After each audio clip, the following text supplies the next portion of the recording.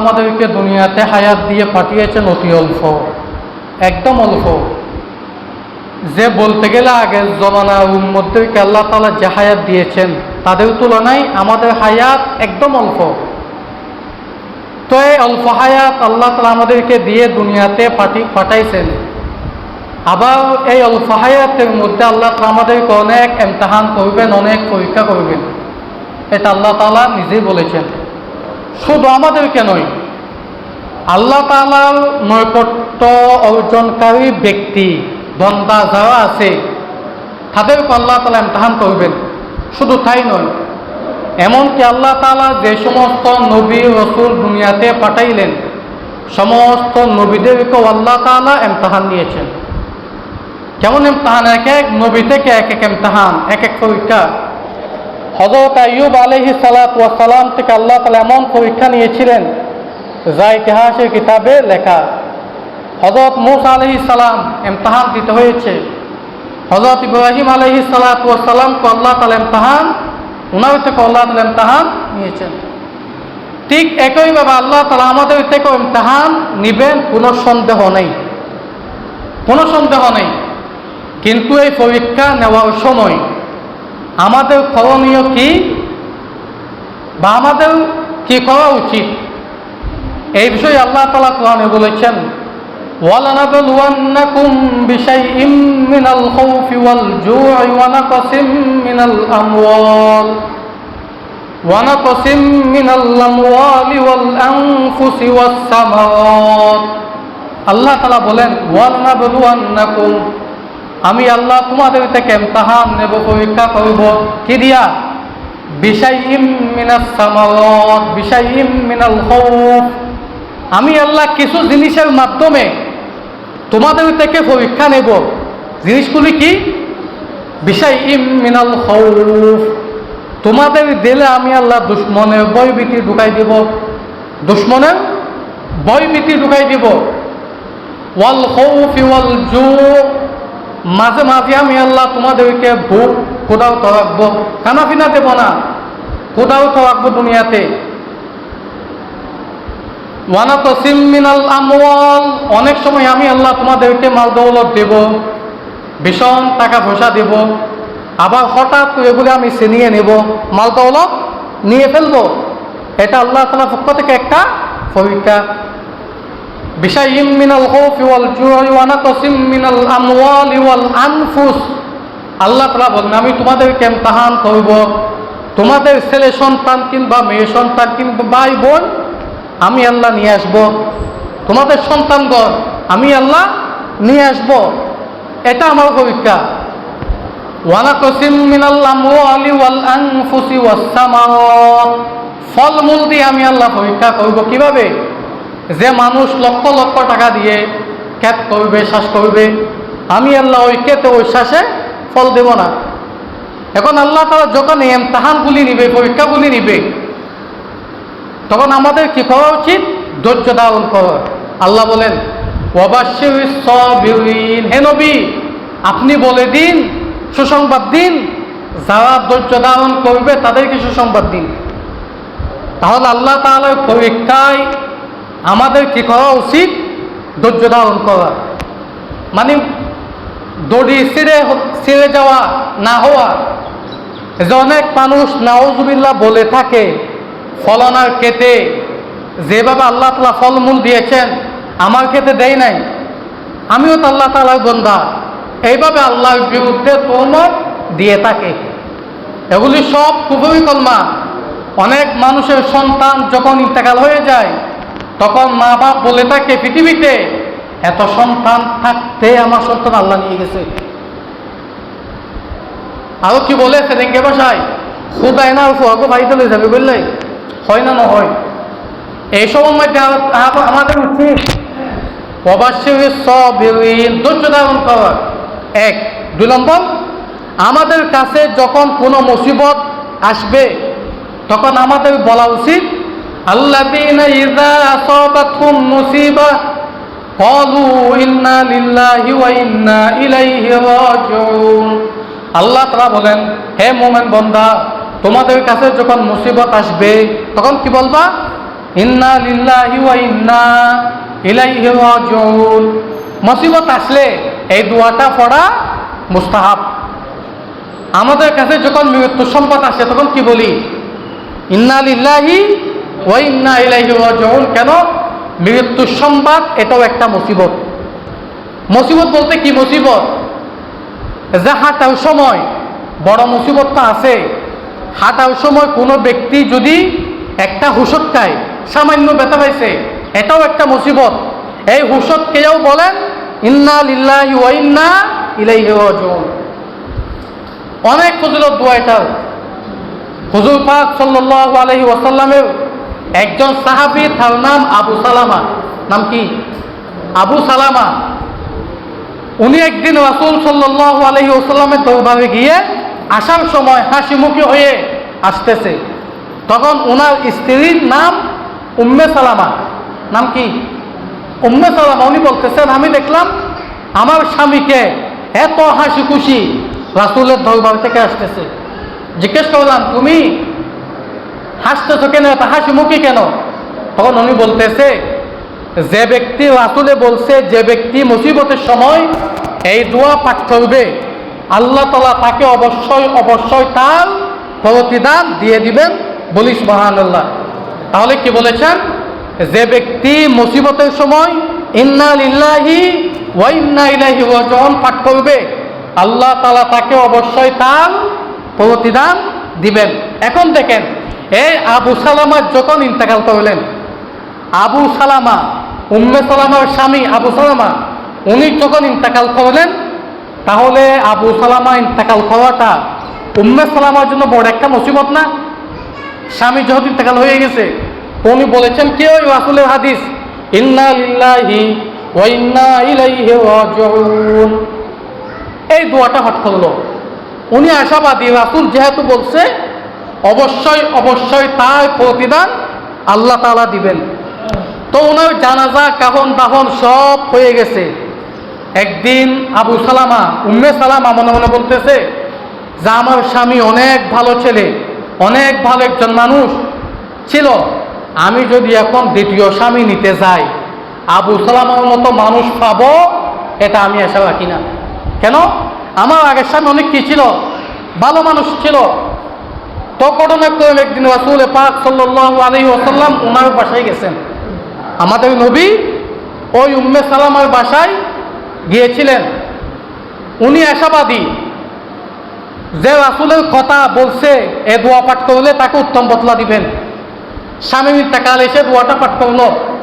হুজুর পাক সাল্লাল্লাহু আলাইহি ওয়াসাল্লাম যখন তার বাসায় গেল, আল্লাহ হাবিব বর্ণনাক্রমে তাকে বিবাহ প্রস্তাব দিল।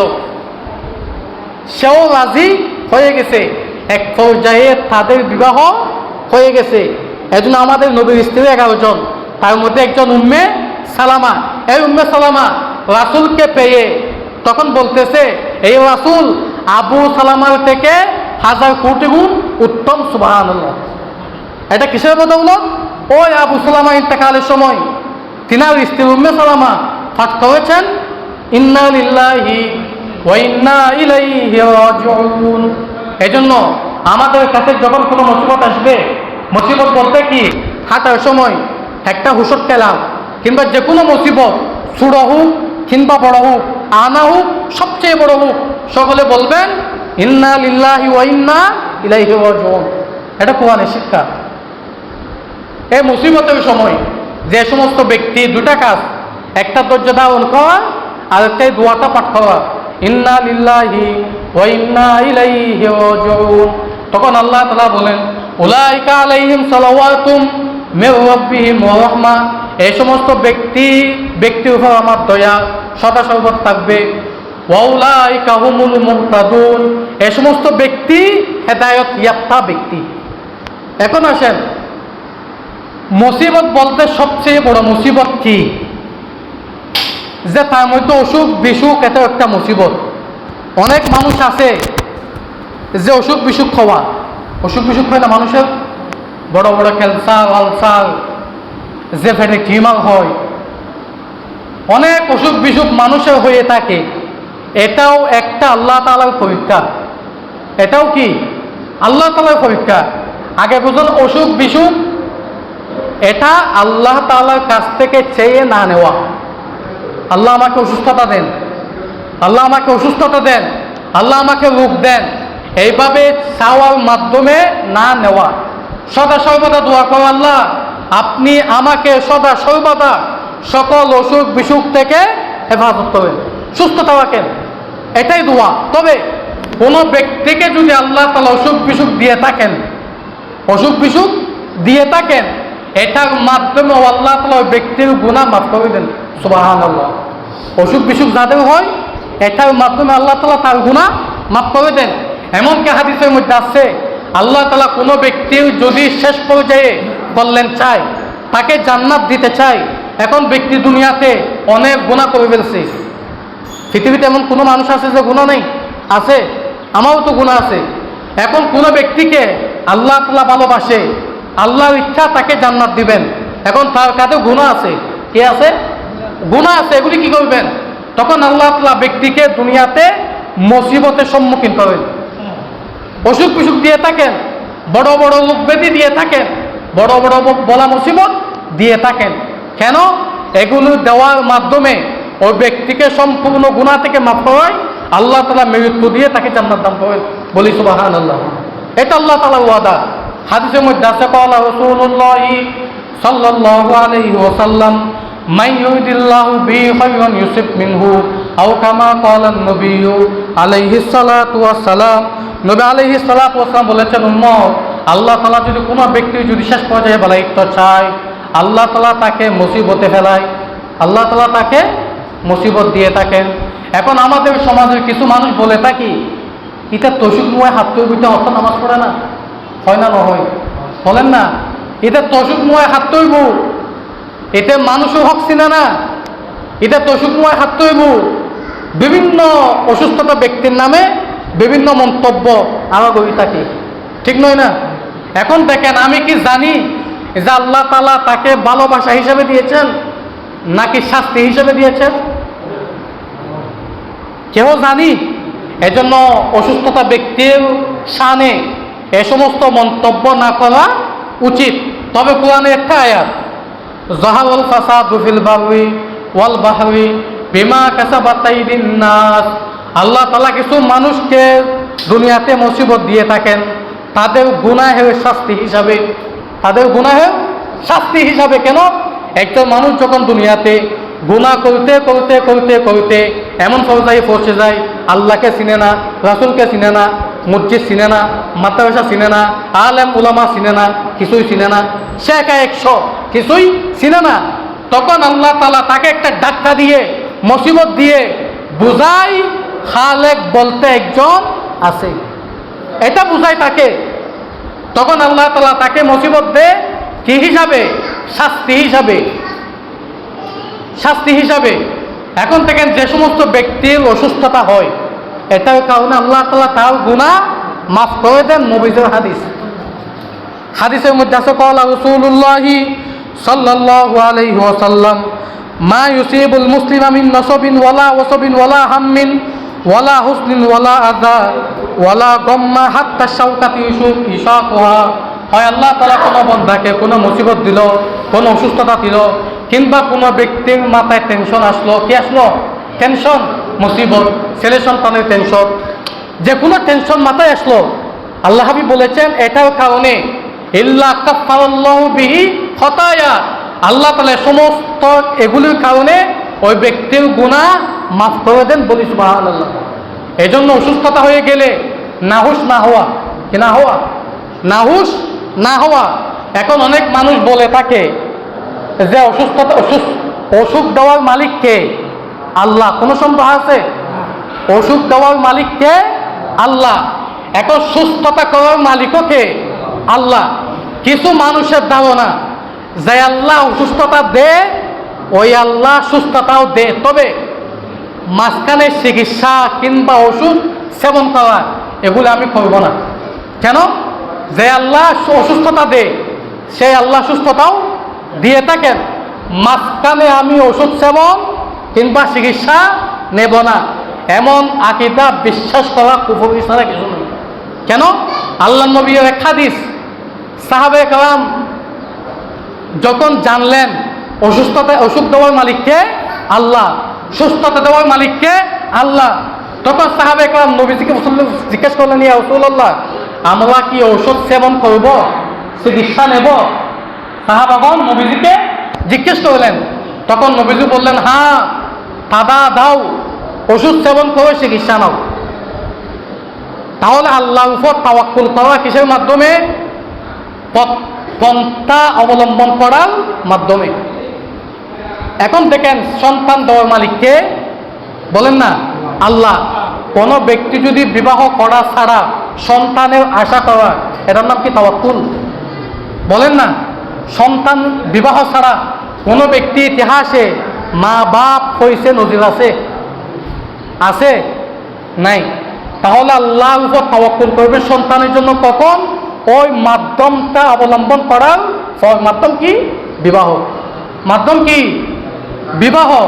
তো বিবাহর মাধ্যমে সন্তানের আশা করা আল্লাহর উপর তাওয়াক্কুল, এটা যেমন সঠিক, ঠিক একইভাবে অসুস্থতা হলে ওষুধ সেবনের মাধ্যমে, চিকিৎসার মাধ্যমে আল্লাহর উপর তাওয়াক্কুল করা। বোঝা আসছে তো? এটাই সঠিক ধারণা। এখন আসে অসুস্থতা ব্যক্তির অনেক ফজিলত, তাকে দেখতে যাওয়া। আমাদের সমাজে কিংবা ফ্যামিলিতে কোনো একজন ভাই কিংবা ছেলে কিংবা ভাই বা বাপ চাচা কেউ যদি অসুস্থতা হয়, তাকে দেখতে যাওয়া মুসলমানের হক। হাদিসের মধ্যে আছে, হযরত বারা ইবনে আযিব রাদিয়াল্লাহু তাআলা আনহু, উনি বলেন, আমার রাসূলুল্লাহ সাল্লাল্লাহু আলাইহি ওয়াসাল্লাম বিসাবাবিন, আল্লাহ হাবিব সাল্লাল্লাহু আলাইহি ওয়াসাল্লাম আমাদেরকে 7টা বিষয় আদেশ দিলেন। কয়টা বিষয়? 7টা বিষয়। 1 নম্বর, কোনো ব্যক্তি ইন্তেকাল হলে তার জানাজায় অংশগ্রহণ করবা, এটা মুসলমানের হক। কোনো ব্যক্তি হাসি দিলে হাসির জবাব দেওয়া, এটাও মুসলমানের হক। কোনো ব্যক্তি আপনার সামনে একটা হাসি দিল, হাসি, যিনি হাসি দিবে তিনি বলবেন আলহামদুলিল্লাহ, যিনি শুনবেন তিনি বলবেন ইয়ারহামুকাল্লাহ। তার উত্তরে যিনি হাসি দিলেন তিনি বলবেন ইয়াহদিকুমুল্লাহ ওয়া ইউসলিহু বালাকুম। 3 নম্বর, কোনো ব্যক্তি দাওয়াত দিলে দাওয়াত কবুল করা। কোনো ব্যক্তি যদি দাওয়াত দেয়, দাওয়াত কবুল করে, এটা মুসলমানের হক। 4 নম্বর, কোনো ব্যক্তি যদি কসম করে, কসম মান্য করা, মান্যতকে পুরা করা, এটাও মুসলমানের হক। 5 নম্বর, কোনো ব্যক্তি যদি অসুস্থতা হয় তাকে দেখতে যাওয়া, এটা মুসলমানের হক। আমাদের সমাজে কিংবা আশেপাশে কোনো ব্যক্তি যদি অসুস্থতা হয় তাকে দেখতে যাওয়া, এটাও মুসলমানের হক। এটার মধ্যে অনেক ফজিলত, অনেক ফজিলত। হাদিসের মধ্যে আছে, ক্বালা রাসূলুল্লাহি সাল্লাল্লাহু আলাইহি ওয়াসাল্লাম, ইন্নাল মুসলিমা ইযা আদা আখাহুল মুসলিমা লাম ইয়াজাল ফি খুরফাতিল জান্নাতি হাত্তা ইয়ারজা। কোনো মুসলিম ব্যক্তি যদি অন্য মুসলমান অসুস্থ ব্যক্তিকে দেখতে যায়, সে যখন দেখতে গেল সে যেন জান্নাতের বাগানে হাঁটতেছে। সুবহানাল্লাহ। সে দেখতে যাওয়ার সময় জান্নাতের বাগানে হাঁটতেছে, রাসূল বলছেন সে যেন জান্নাতের বাগানে হাঁটতেছে। এই জন্য অসুস্থতা ব্যক্তিকে দেখতে যাবেন, অনেক ফায়দা।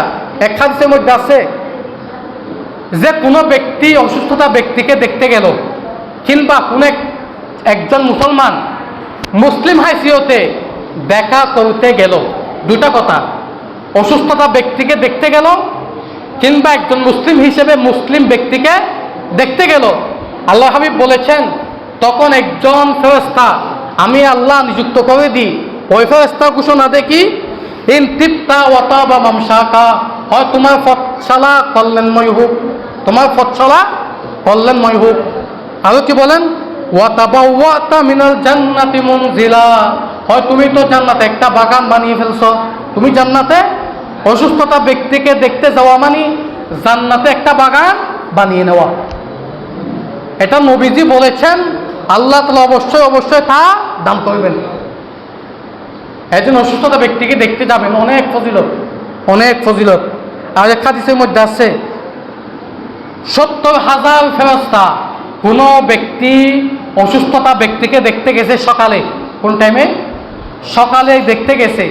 আল্লাহ হাবিব বলেছেন সন্ধ্যা পর্যন্ত ওই ব্যক্তির জন্য 70,000 ফেরেশতা তার মাগফিরাতের জন্য দোয়া করতে থাকে। বলি সুবহানাল্লাহ।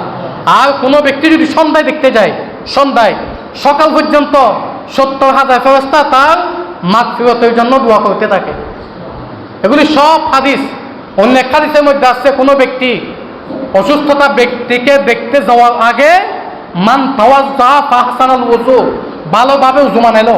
কি বানাইলো? ভালোভাবে উযু বানালো। অথবা অসুস্থতা ব্যক্তিকে দেখতে গেছে, আল্লাহ হাবিব বলেছেন ওই ব্যক্তিকে জাহান্নাম থেকে 60 বছর দূরত্ব রাখবেন। সুবহানাল্লাহ। এগুলি সব অসুস্থতা ব্যক্তিকে, রোগীকে দেখতে যাওয়ার ফজিলত। এখন আসেন, অসুস্থতা ব্যক্তিকে দেখতে যাওয়ার কয়েকটা আদব আছে। কয়েকটা আদব। আপনি যখন তাকে দেখতে যাবেন, সর্বপ্রথম আদব,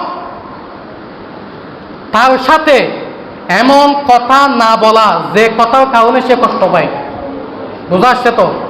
আপনি তাকে দেখতে গেছেন, অসুস্থ ব্যক্তিকে, সে শুয়ে আছে, তার সাথে এমন আলাপ আলোচনা করলেন তার অসুস্থতাও বেড়ে গেছে। আরও কি বেড়ে গেছে? তার সাথে কথা বলতেছেন রাজনীতির কথা, তার সাথে জায়গা জমিনের কথা বলতেছেন, হক না হক এগুলি বলতেছেন, সে কষ্ট পাবে না? বলেন না, সে কষ্ট পাবে না? তো কি বলবেন? হাদিসের মধ্যে আছে, আপনি যখন কোনো অসুস্থতা ব্যক্তিকে দেখতে যাবেন তখন তাকে তার হায়াতের আশ্বাস দিবেন। হায়াতের আশ্বাস মানে আল্লাহ তাআলা আপনাকে অবশ্যই হায়াত দিবেন, সুস্থতা করবেন, আপনি টেনশন করবেন না, ঠিকমতো ওষুধ সেবন করবেন, চিকিৎসা নেন, ভালো করে মালিক আল্লাহ।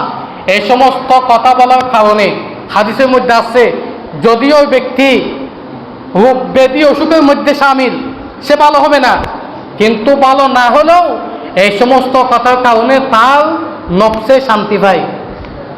তার নফসে কি পায়?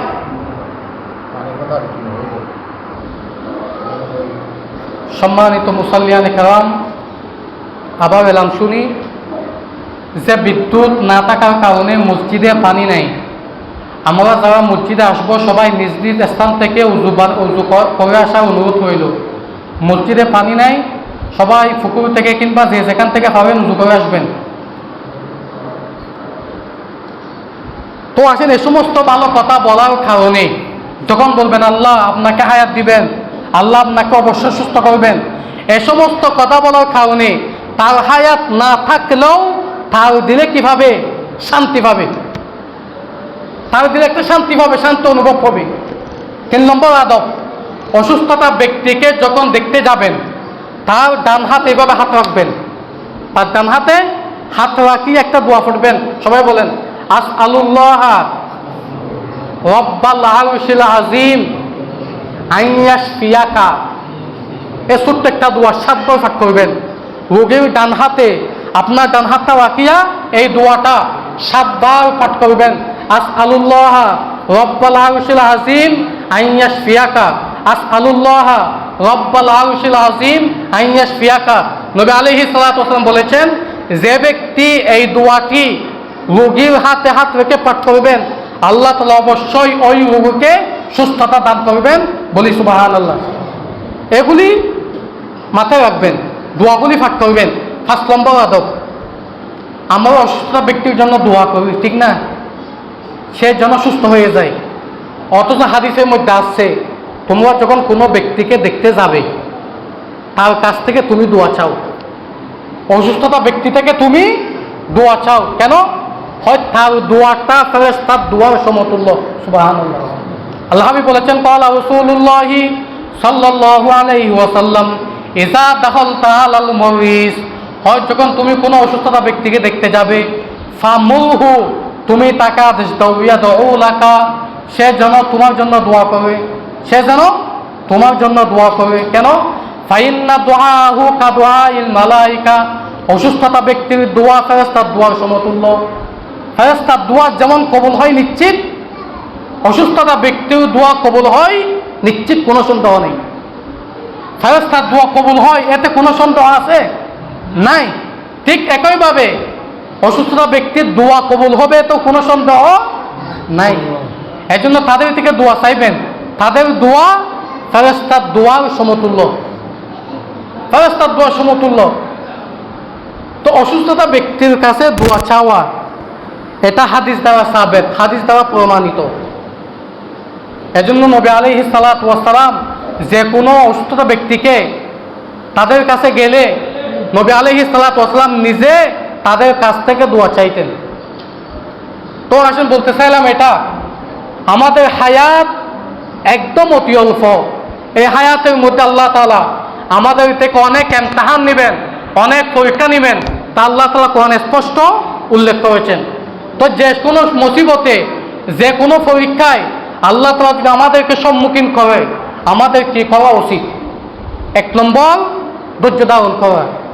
আল্লাহ তাআলা আমার সন্তান নিয়ে গেছে, ধৈর্য ধারণ করা। আল্লাহ তাআলা আমাকে যে কোনো মুসিবতে ফেলছে, 1 নম্বর কাজ ধৈর্য ধারণ করা। 2 নম্বর কাজ ইন্না লিল্লাহি ওয়া ইন্না ইলাইহি রাজিউন পাঠ করা।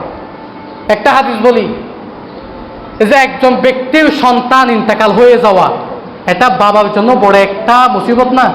বলেন না, বড় একটা মুসিবত না? সন্তানের লাশ যদি বাবার কাঁধে ওঠে, এটার থেকে বড় মুসিবত আর কি বা হতে পারে? আছে মুসিবত এমন? তো নবী আলাইহিস সালাতু ওয়াস সালাম একটা হাদিস দেখেন, হয় কোন একজন ব্যক্তির সন্তান বলে যখন ইন্তেকাল হয়ে যায়, ছোট বাচ্চা যখন ইন্তেকাল হয়ে যায়, তখন জান কবজকারী ফেরেশতাকে হযরত আজরাইল আলাইহিস সালাতু ওয়াস সালাম আল্লাহ তাআলা তাকে ডাক দেয়। ডাক দিয়া কি বলে? হে ফেরেশতা, তুমি আমার কলিজার সন্তানের ফল, সন্তান তুমি নিয়ে আসলা। ইয়া আল্লাহ, নিয়ে আসলাম। তখন সে কি বলছে? মানে সন্তান যখন নিয়ে আসলা, তার মা বাপ কি বলছে? তখন ফেরেশতা বলে আল্লাহ, সে দুটো শব্দ বলছে, একটা আলহামদুলিল্লাহ আর একটা ইন্না লিল্লাহ। একটা কি আলহামদুলিল্লাহ আর একটা কি ইন্না লিল্লাহ। ইন্না লিল্লাহ বল, ইন্না লিল্লাহি ওয়া ইন্না ইলাইহি রাজিউন। তখন আল্লাহ তাআলা ফেরেশতাকে বলে, তুমি তার জন্য একটা জান্নাতে প্রসাদ ঘর নির্মাণ করো, ওই ঘরের নাম দিবা ওয়াসাম্মাউ বাইতুল হামদ, প্রশংসনীয় জান্নাত। প্রশংসনীয় কেন? সে বড় মুসিবতের সময় আল্লাহ তাআলা প্রশংসা করলো। তার সন্তান যখন ইন্তেকাল হয়, সে বলছে কি? আলহামদুলিল্লাহ। সে কি বলছে? আলহামদুলিল্লাহ। এই আলহামদুলিল্লাহ শব্দ, এটা আল্লাহ তাআলা কি করা? প্রশংসা। আলহামদুলিল্লাহি রাব্বিল আলামিন, সমস্ত প্রশংসা কার জন্য? আল্লাহর জন্য, যিনি সর্বদা সমগ্র জাহানকে পালন করতা। এইভাবে আল্লাহ তাআলা প্রশংসা করলো, যেহেতু আল্লাহ তাআলা তার জন্য প্রশংসনীয় একটা ঘর জান্নাতের সঙ্গে সঙ্গে নির্মাণ করবেন। আর যে ব্যক্তি বিভিন্ন কুফরি কালাম বলে থাকে, আল্লাহ আশেপাশে এত সন্তান, এত ছেলে থাকতে আপনি আমার সন্তানকে নিয়ে গেছেন আর সন্তান পান নাই, তাহলে এদেরকে মুসিবতে ফেলেও আল্লাহ তাআলা তাদের জন্য জাহান্নাম নির্ধারিত করে দিবেন। এই জন্য যে কোনো মুসিবতে, ছোট হোক বড় হোক, যতই বড় হোক কিংবা যতই ছোট হোক, সদা সর্বদা আল্লাহর উপর ন্যস্ত করে দেওয়া। ন্যস্ত করে দেওয়ার মানে কি? আমি আল্লাহর জন্য, আমরা সবাই একদিন না একদিন আল্লাহর কাছে চলে যাব। সেই আল্লাহ আমার শানে যা মনে চাই তা করবেন। মনে চাইলে মুসিবত দিবেন, মনে চাইলে সুখ দিবেন, মনে চাইলে মুসিবত জাদা করবেন, মনে চাইলে সুখ ইজাদা করবেন। এটা আল্লাহর ইচ্ছা। ইন্না লিল্লাহি ওয়া ইন্না ইলাইহি রাজিউন, এটাই মানি। এটা আমি আল্লাহর জন্য একদিন সমগ্র পৃথিবীর মানুষ আল্লাহর কাছে চলে যাবে, কোনো সন্দেহ নাই। সেই আল্লাহ আমার শানে যা মনে চাই তাই করবেন, যা মনে চাই তাই করবেন। এখন আসেন, যে কোনো ব্যক্তি অসুস্থতার কারণে,